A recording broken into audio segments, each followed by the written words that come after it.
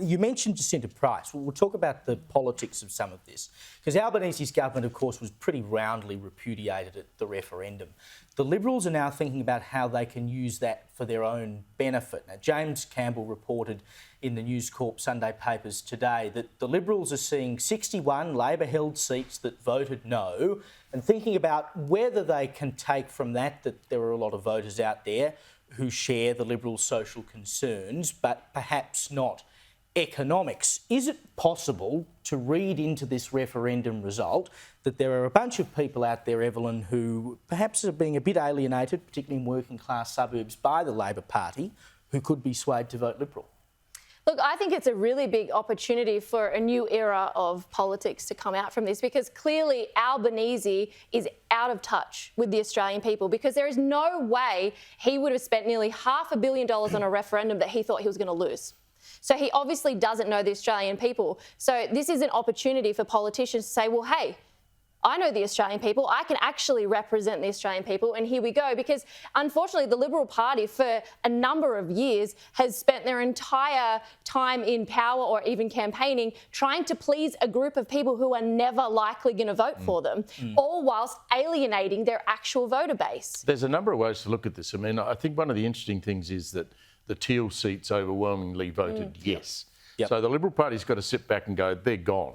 Yes. We're not going to get back Kooyong. We're not going to get back Goldstein. We're not going to get that about... when they lost them and all these people said, oh, no, we'll get them back. I think it's all over. Well, they maybe could get Kooyong back if Frydenberg went back there, but they're not going to get them back. So they've got to be smart enough now to have policies that suit that outer metropolitan group.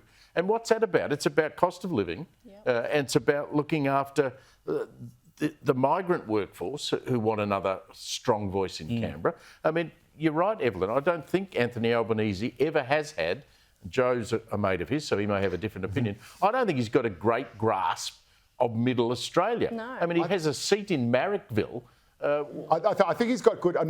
He doesn't have political instinct. No, I think he's got great instincts. Australia. I actually think that's one of his strengths, and I think it's wrong. very... I think it's very telling that the voice is the one thing that he's really been punished for. So, well, give me another example of where he is tapped into the mood of Middle Australia. Give me one. He's been very strong on, for example, the stage 3 tax cuts, so he understands... Very strong, He has. Joe. Through with him. He's been very strong on national security. He's not only kept but enhanced and strengthened the AUKUS agreement. That's not a Middle Australia He stood up to China. How strong's he been on bringing down my power bill? China? I think he's working on that.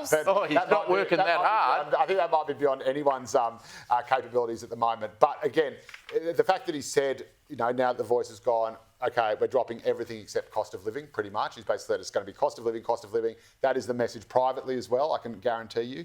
And it will be that and nothing but that. But he's passing laws that means that products are going to go up in price because everyone's now going to be an employee. You can't be a contractor anymore. They are passing industrial relations laws that are going to make your life more expensive. I think you might find that those laws are pretty popular in the parts of suburban Australia that you're talking about. Really? Yeah, that's right. Maybe with some. But how can you say he's been strong on China? Like getting paid. How can you say he's been strong on China when on Friday he released a 4-month-old report into the Port of Darwin a couple of weeks before he goes off to China and says we'll leave the Port of Darwin in Chinese hands? I mean, that's the oldest trick in the book. Just, quietly put it out on a Friday and we'll pander to China. Yeah, well, I'm not sure what power they actually have to remove the Port of Darwin from Chinese hands. That, of course, was signed into Chinese hands under the auspices of Malcolm Turnbull. It wasn't a Labor government that did that. It was 100%. I think it was done by the Northern Territory. It was done by the state, the territory government, but Malcolm Turnbull knew about it. A Labor government at the time. Yes, but Malcolm Turnbull knew about it and did not tell the US.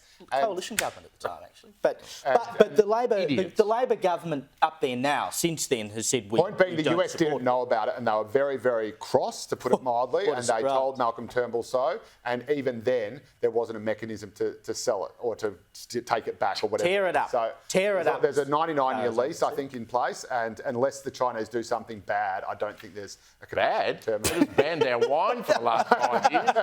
Bad with the actual Port of Darwin itself.